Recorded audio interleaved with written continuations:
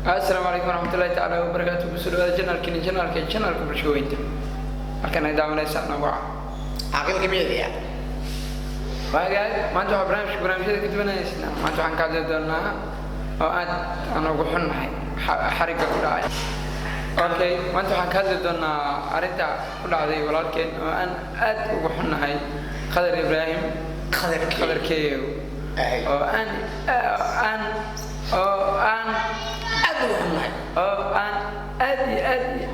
أو حنا sidoo kale waxa jirto fanaaniin tiro badan oo aan ka hadlayn qadarkeeyo horta qof walba uu bigiisa saa iska leh balse waa fanaan Soomaaliyeed waxaan jeclaan lahaa in uu istaago qof kasta sax fanaankeenna maxaa lagu haystaa maadaama fanaan aan maqasho waa qof center weey bulshada Soomaaliyeed ana fure qof kasta hadalkiisa wuxuu gaaraa meel dheer balse waxa laga yaabaa dadka kale dhawqood inuu meel gaaban gaaro fanaanka waa qofka kaliya isku xira bulshada marka waxa dhiilaan in fanaankeenna arinta ku dhacday aad iyo aad ugu xunnahay waana ka qayb qaadan doonaa inaan u istaagno mana ka daali doono in aan ka sii dayno xabsiga waxaa jirtay waxaa ka hadlay agaasimaha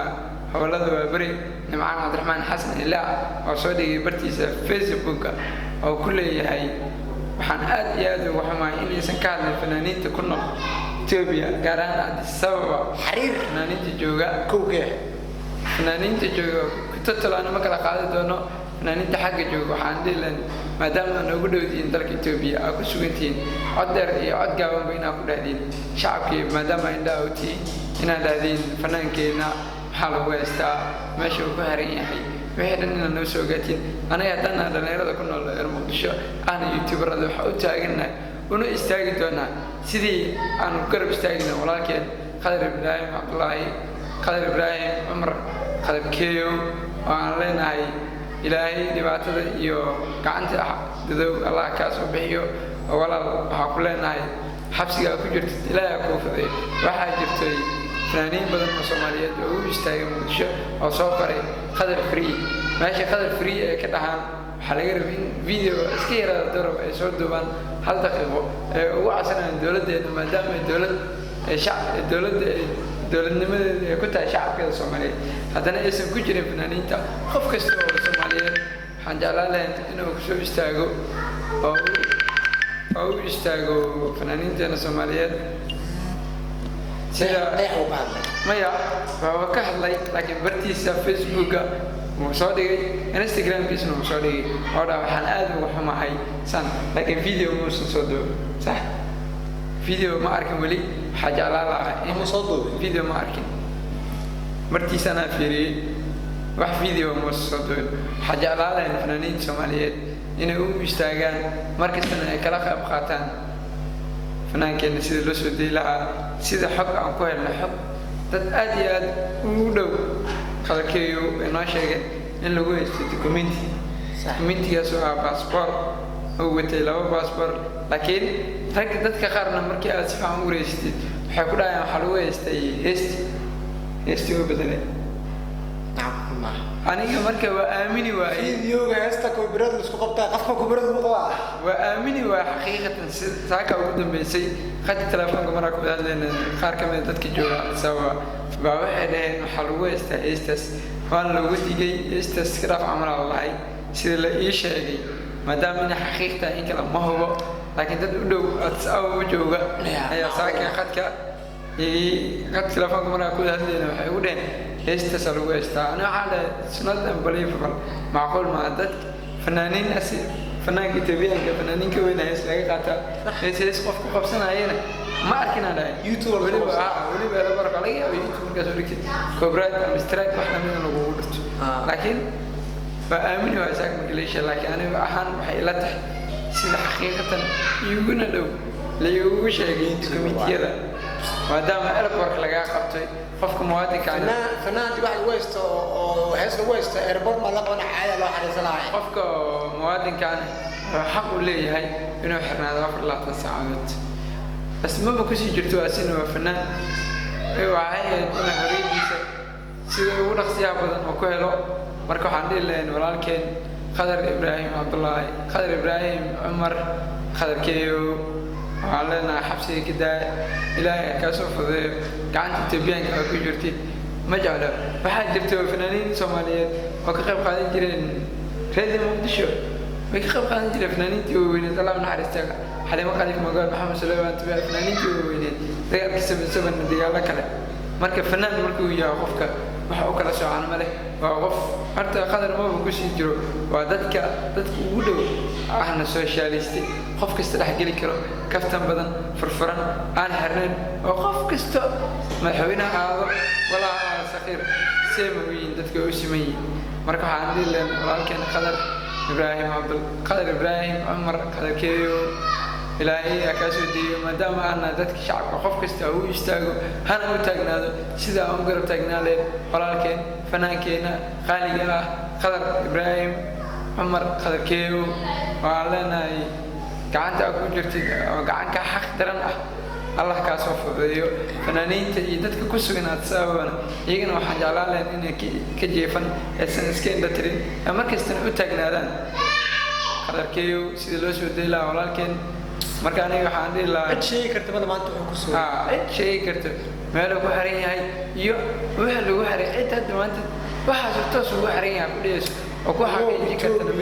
Etoobiyana waa wadamada waxa jirta ugu halista badan dee maxaabiis aan lagu qabto oo adagtaas lagu soo daayo wadamada ugu xun waaye marka waxaan dhihi lahaa weriyaa jira hadda dhow mar la soo daayo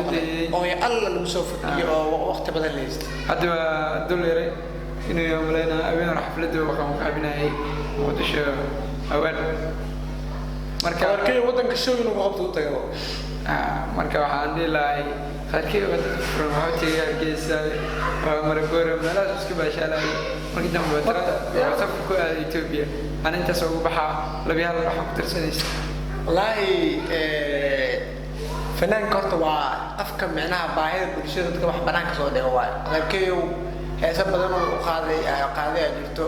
oo xaqiiqda ka hadlaaya jirto maanta waxaa jiro qadarkeeyo muuqaalkii heesta soo duubaya dhalinyar badan oo maanta waxaa jirto oo heestaas markuu soo duubo dhalinyar oo goobta laga wadaa jirto oo noloshooda la gacan qabtaa jirto marka fanaanka bulshadu waxay u baahan tahay gudbiyaa waa aragtay hees uu xamar ka soo saaro quruxda xamar bilicda ku soo bandhigay ma fahanteen fanaanka waxaa aniga waxaa dhihi lahay dowladda Soomaaliya arrinta gacan ka siisay lagu soo diiri lahaa dowladda waxay dowlad ku tahay shacabkeeda fanaankana wuxuu ka mid yahay membarada ugu muhiimsan shacabka Soomaaliyeed inuu fanaanka la baqbaqleeyo iyo waxaas haduu soo ooyaataa soo dii karo laakiin dowladda Soomaaliya haddii arrintaas gacan geliso waa xaqiiqatan in la soo diinayo qadar Ibraahim qadarkeeyo oo ku sii diraynin meeshaas marka waxaa leenahay dowladda gacan siiso walaalkeen in la xirjaa maanta ma jiro dowladda qofka ugu sareeyo qofka ugu hooseeyo markasta waxaan ka codsanaynaa inay garab istaagaan walaalkeen qadar Ibraahim qadarkeeyo oo aan leenahay ilaahay ha ka soo fududeeyo gacanta xabsiga uu ku jiro dowladdeena waxaa mar kale ka codsanaynaa haddaan dhalinyarada Soomaaliyeed ee ku nool Muqdisho inay farageliyaan arrinkaas maadaama ilaaqaad badan ay la leeyihiin waddanka Ethiopia oo wadan aad iyo aad u xun markii la hadlo xabsiyan qofka bilaadanka qofka bilaadanka aysan u sii fiicneen haddana aysan ku sii jirinba Soomaalinimo Ethiopia Soomaaliya waa la yaqaanaa sida isku yihiin marka dowladda Soomaaliyeed mar koowaad mar labaad mar saddexaad wax ka codsanaynaa madaxweynaheena ra'iisul wasaaraheena iyo dhammaan shakhsiyaadka ka tirsan dowladda Soomaaliyeed waxaan ka codsanaynaa inayna garab istaagaan ee noo soo deeyaan sida lagu soo deelayo inay naga caawiyaan walaalkeen qadar Ibraahim Abdullaahi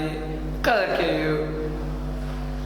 muhiimad kale hadda qadarkeeyo hadda anaga ka sheegayno in sirr badan kale ma jiro maxaa yeelay fanaanka ilaa hadda kaliya meesha lagu xiraa la sheegay la guriga lagu xiray wali xaqiiqatan saad ogaaday guriga lagu xiray xabsi ma aha meesha lagu xiray guriga la geystay waa war oo shalay taa maqlay laakiin waxaa leenahay fanaanka xuridiisa la siiyo maanta qof jecel male way si kale ma xabsi ku jiro haddii aan dhalinyarada Soomaaliyeed waxaan abaabuli doonaa inaan isku soo aadino dhalinyaro oo aan ku cabirno dareenkeena oo ugu horeeyaan weliba youtuberada ku nool muqdisho iyo kuwa dibadda waan isgarabsan doonaa si aan dhalinyarta Soomaaliyeed maadaama ay indha u nahay fanaaniin Soomaaliyeed iyagana la kaashan doonaa si aan iskugu soo baxno oo hal mar aan ka wada dhiidino inuu walaalkeena xabsiga ku jiro waxaan soo qori doonaa Khadar is free dowladda Soomaaliyeed waxaan ka codsanaynaa inay arrinkaas Khadar si lagu soo deelaan oo garab gasho marka waxaan leeyahay anaga horta awal inaan barnaamij ka soo saarno muhiimadeena ma ahayn kaliya waxaa maskaxdeena ku jirtay in fanaanka la soo diinayo laakiin youtubero badan ay ka hadleen marka aragnay in arrinta macnaha qadarna la soo diinaynin waxaan isku daynay inaan barnaamij ka soo saarno aan ka hadalno aan jeclaano weliba inaan arrintaas shacab ahaan iyo dhalinyar ahaan inaan anaga faragelino oo adiga dhalinyar kale barnaamij kale aan abuurno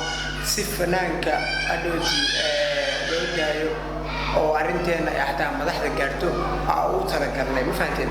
marka insha allahu tacaala barnaamijkaas ayaa rajuli doono sidaas ka socdo kuni ku jiro kuma tintiin daabashada muuqaalkan inta ku muddo waxaan kaga tegaynaa sidaas iyo amaana Allah tan iyo kulanti dambe xiiso leh